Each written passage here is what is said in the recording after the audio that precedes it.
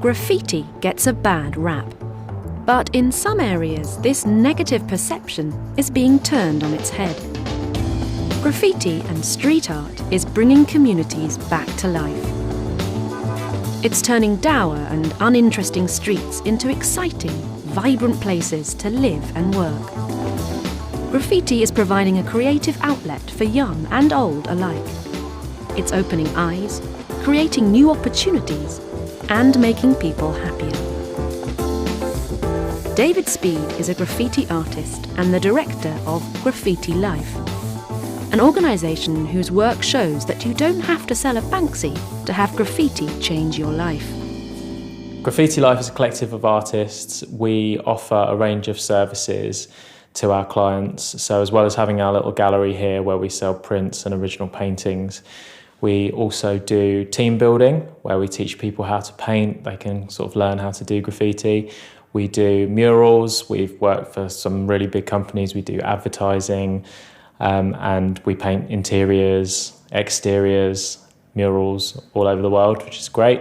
And we also do live art, so where we're sort of painting at an event and everyone can watch the artwork coming together. David is well aware of the negative attitudes towards some graffiti. The vandalism side of graffiti certainly does still exist, and there are people that their sole aim is to become famous through their peers, really. It's not really on a wider scale, just within the graffiti community. They want to become well known. So they will then paint their name on as many surfaces as possible. That's kind of their goal. And that still very much exists.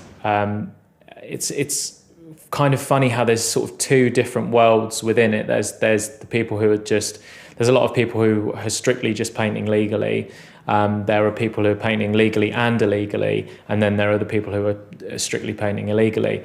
And the two worlds both still exist.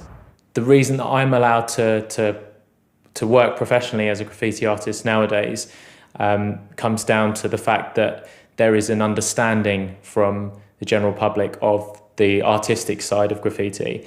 I think a lot of that can be attributed to Banksy and these really sort of clever messages that he was saying, and quite ironic and satirical and things like that. And I think that was the catalyst for people to understand this art form a little bit more. And that was maybe the easy way in to, okay, well, I've seen this guy Banksy, but let me see who else is out there. And I don't think there would be a Graffiti Life if there hadn't been a Banksy beforehand, because it sort of opened a lot of doors, because people are now a lot more understanding of the artwork that we make. The Graffiti Life Gallery is in the heart of the East End, an area that is now internationally famous for its street art. For me, I just love the fact that, I live in East London, so every day when I walk to work, I get to go to an art gallery completely for free. I'm walking past new pieces. It's forever changing. It's constantly updating itself. Every time I go past the wall, there's something new on it. And I love that kind of freshness. People come from across the world to come to East London just to see the street art. We run street art tours where we take people around this area and tell them bits about the artists that have created this work. And on this, in the same way, international artists, this would be their first stop, is to come to London to create artwork here, just because this is the hub, this is the central place where all the artwork happens, certainly within street art.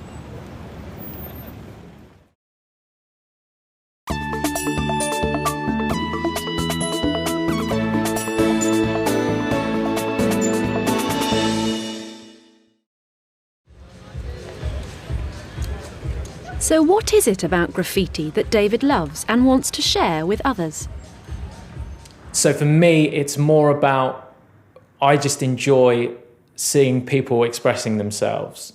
Like when we do workshops with people, you can see that when it kind of grabs them and people get to do this themselves, and the pride that they have when they've created something amazing on this huge scale, much bigger than they've ever painted before, because maybe the biggest they've ever painted before is sort of on a canvas or just on a piece of A4 paper or something like that. And then all of a sudden you're painting a huge wall and you just have this sense of achievement of what you've created. And I love that. I love the expression and the fact that there really are no rules. I mean, you can paint whatever you like, and there are so many people just painting what appeals to them. And I think if you just paint what appeals to you, then you will find a lot of people that it appeals to as well.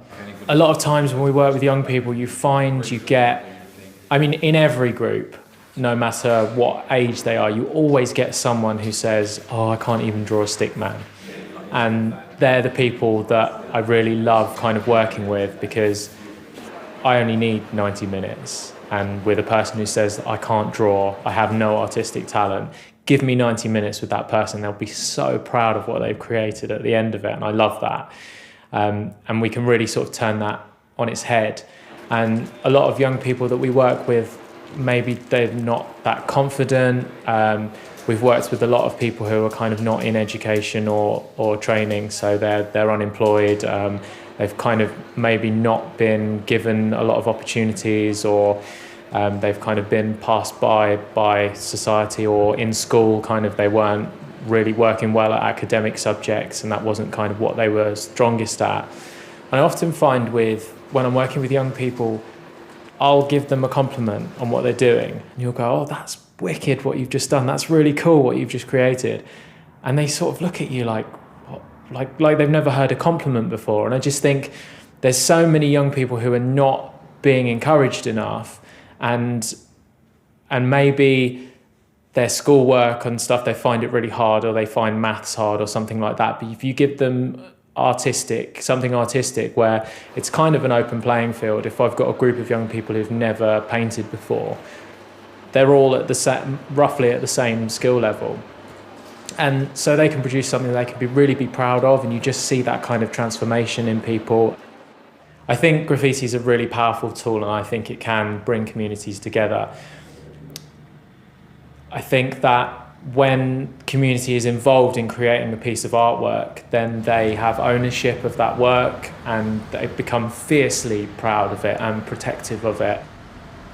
I mean, sometimes in the past, not so much over more recent years, but sometimes in the past we'd be going up to a wall and we'd get our spray cans out and lay them out on the floor just ready to paint, and you'd have people muttering under their breath something about graffiti or messy, or you're about to ruin this wall or whatnot.